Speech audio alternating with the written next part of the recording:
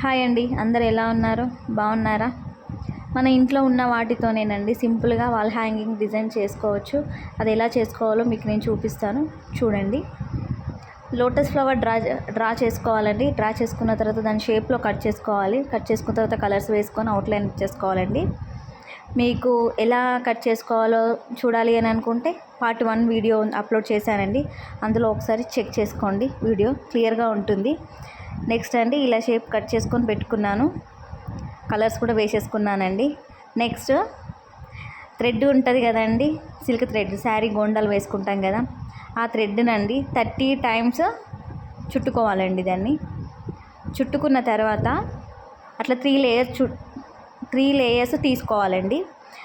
ఒక లేయర్లో 30 రౌండ్స్ చుట్టుకోవాలి. అట్లా 3 లేయర్స్ తీసుకొని ఇట్లా అల్లుకోవాలండి. మన జడ అల్లుకునేలాగా అల్లుకోవాలి. అల్లుకొని దానిపైన ఫ్లవర్స్ అండ్ సర్కిల్ కట్ చేసుకోవాలండి. 1 రూపీ కాయిన్ పెట్టి కట్ చేశానండి. కట్ చేసి పెట్టానండి. దానికి స్టిక్ చేసుకోవడమే, థ్రెడ్కి స్టిక్ చేసుకొని వాళ్ళకి హ్యాంగింగ్ చేసుకోవడమే. చూడండి ఎంత బాగుంది. నచ్చితే ఒక ఫాలో చేయండి, లైక్ చేయండి, షేర్ కూడా చేయండి. Please follow me. Bye bye.